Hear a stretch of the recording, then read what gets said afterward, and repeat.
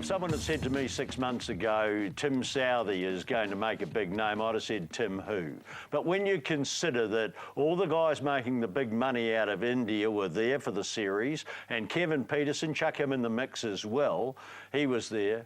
But this man from Mangakaramea is the guy who was the man of the series. Well, get them all out of their misery. Tell me where Mangakaramea is. It's about 15, 20 minutes southwest of Whangarei. And the fascination, Tim, is that it's produced a lot of good cricketers, because I played against these guys for years.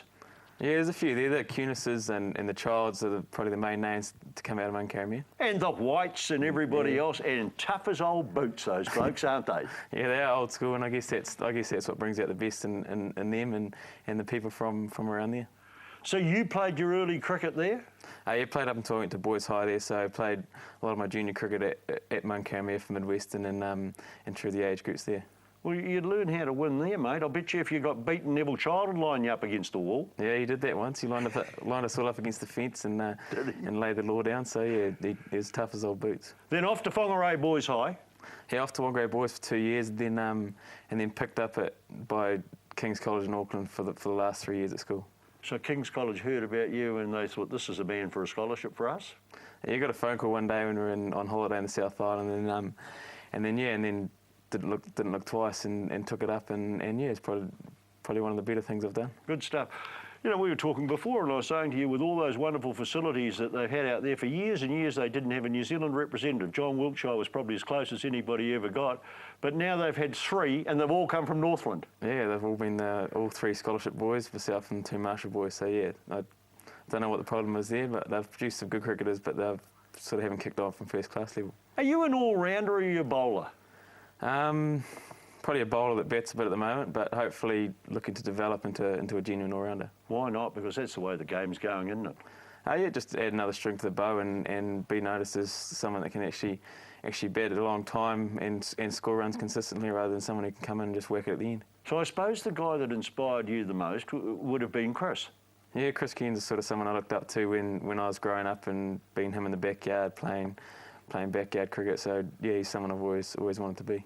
You see, for me, when I think of all-rounders, I think of Sir Richard Hadley, but, you know, he's almost as old as me, so you probably didn't even see him play. No, to be honest, I haven't seen much of him play. I've seen the odd footage here and there. But have a look here, we got a bit of footage. You know, Richard was sensational. Yeah, well, he's probably one of the best bowlers in the world, and yeah, you could say unlucky not to be around to see a lot of it, but yeah, as I see now, I've seen a bit of footage. Well, there is a video that you should get a hold of called The Story of New Zealand Cricket, and it's based around Richard Hadley and the success that he had, and well worthwhile having a look at. You'll love it. Yeah. Tell me about your debut at Eden Park. It was a 2020 game, and there were heaps of people there. Were you nervous?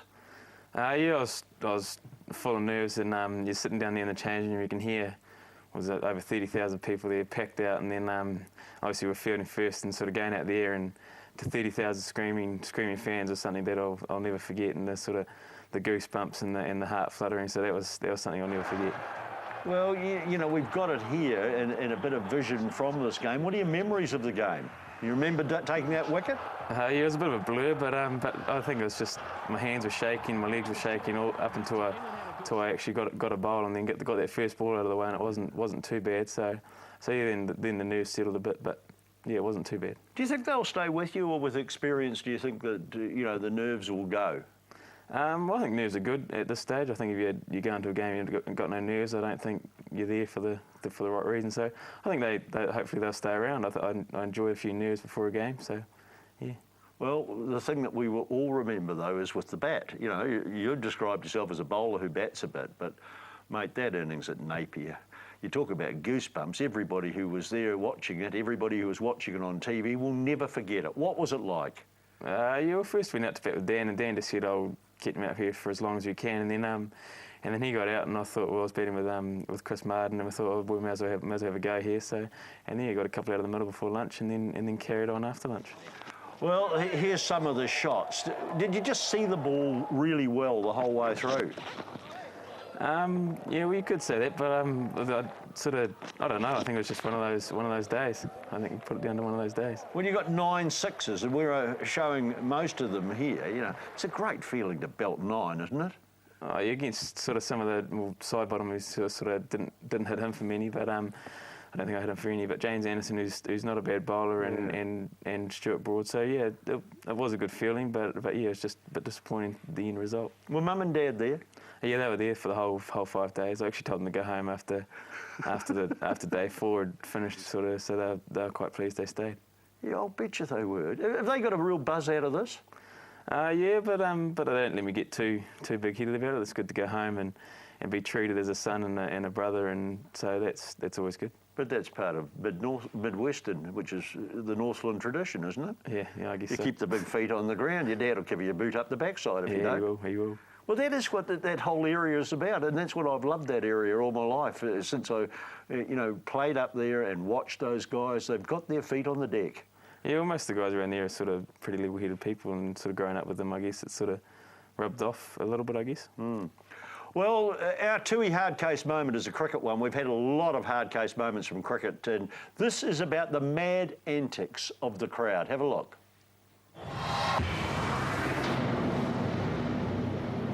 All sorts going on around the ground. Buzz Lightyear's in the crowd. He's looking for love, is this lad. A good look round. You may just have found it here. The word in your ear.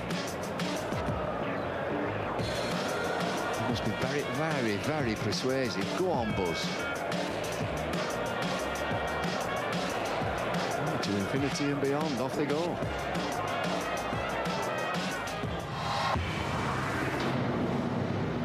Well, they enjoy it, don't they? They have a ball. Do you see a few of them like that? Well, most of the test matches and that, they sort of have a dress-up day at least one of the days. So you see a bit of things you don't usually see every day. And it adds to the whole thing, doesn't it? Oh yeah, it does. The atmosphere over there in England was amazing. They get right behind the cricket over there. So yeah, that was. You see, that series ended well for you, but you struggled early on. Why was that?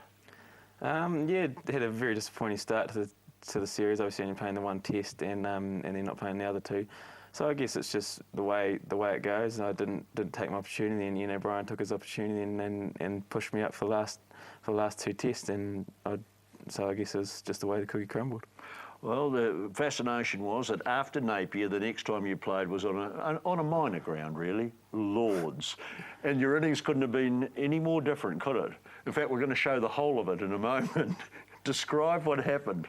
Yeah, well, the whole experience of playing at Lords, sort of going out to bat there and walking through the long room and past all the members and going out there, and I think I hit on the pad probably 6 out of the 7 balls I was faced, and I think the one that didn't hit me on the pad's hit middle stump. So yeah, it was a bit different to the last innings in Napier. Well, they're all excited about it. There's your age, and second match, and you take it. What is that like to play at Lords?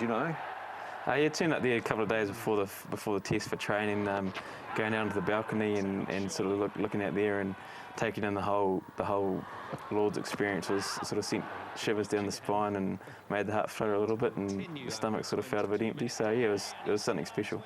See, one of the things that has happened in the past to a lot of guys who've come from similar areas, you, John Parker being one of them, is that they've gone and played county cricket in England. They learn the whole traditions and the whole game, and that's one thing you do pick up over there. It's absolutely steeped in tradition, isn't it?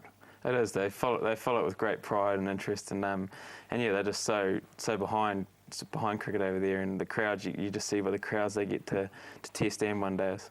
Did the conditions, and I've never ever watched a cricket game with New Zealand playing in it. I've seen a couple that the West Indies have played in the UK, but I've never seen New Zealand play there.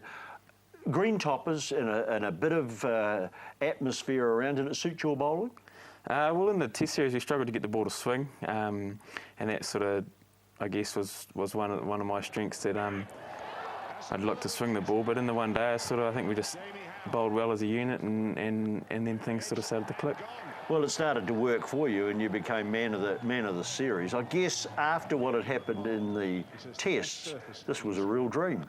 It was, and after a disappointing ODI debut, and then I think my first 3 overs in the second game on the third game went for 25, 26 runs, and then Dan had a little bit of belief that might turn it around a little bit, and then picked up a couple of wickets, which sort of turned things around and went from there. That's an interesting phenomenon, isn't it? Because there you are, you're 19 and things aren't going your way. Did you doubt yourself at any time?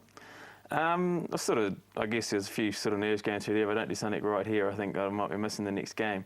But there's guys there that was at mid-on and mid-off, was Dan and Kyle Mills, who sort of talked me through it, and they were great on the field, not just in that game, but throughout the whole game. The senior guys sort of were there if you wanted to chat, and yeah, I guess they made it easy, and then just a couple of wickets. It's amazing what that does to you. And there's a major advantage you've got. Dan Vettori was so young when he came into the team himself, so he knows what it's like.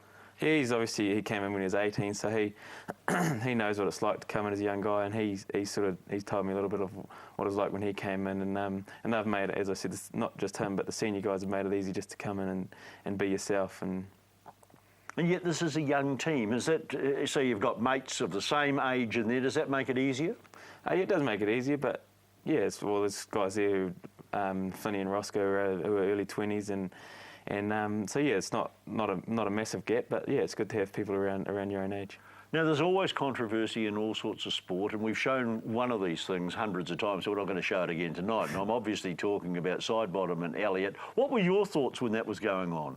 Well, I was next in, so I sort of got up and I was told to sit down. I got up and I was told to sit down, so I didn't really know what to do. And but no, it was obviously heat of the moment, and yeah, but we got over it and they got over it and just looked on for the rest of the series and looked forward to the last game at Lord's. Did that controversy make the win an even sweeter one?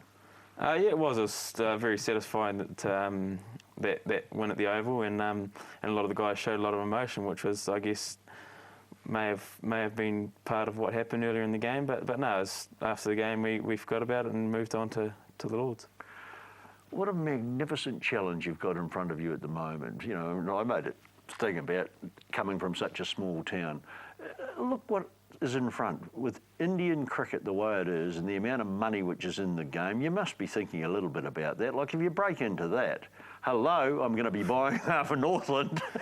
Yeah, it's exciting. It's exciting what's ahead. But yeah, just my first and most probably biggest goal is just to maintain a spot in the New Zealand side, and then things happen from there. If you're not playing for New Zealand, you're not going to get offers from the IPL. So that's my main goal, and just perform for New Zealand.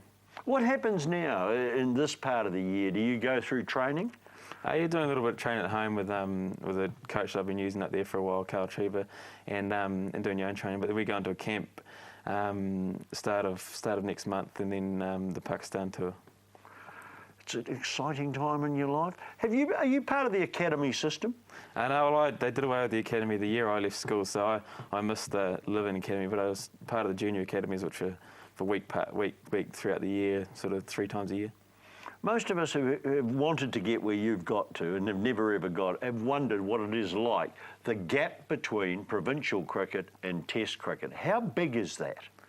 Well, that's one thing Dan said to me before the first test. He came to my room, he said, one mistake some players make is they get selected for New Zealand and they think they've got to do something different to what they've been doing. And he said, just do what you've been doing for Northern Districts, and then things should take care of themselves. So that's basically the mindset I set, and probably just be a bit harder on yourself, and some things you get away with in first class cricket, you don't get away with at international level. Yeah, too tough, isn't it? Yeah. One chance only, and that's it.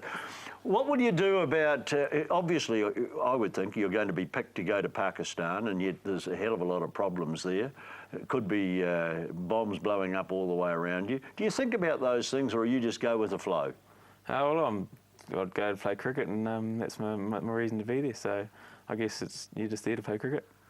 Yeah, I think I'd be thinking your way too. It's just exciting, isn't it? It's very exciting at this time. It's wonderful to have you on the program. Thank you for joining us. We're going to follow your career with a lot of interest. Do you think we're going to get a few more days like that lovely day in Napier with the 9 6s? I hope so. Things go well. Good stuff.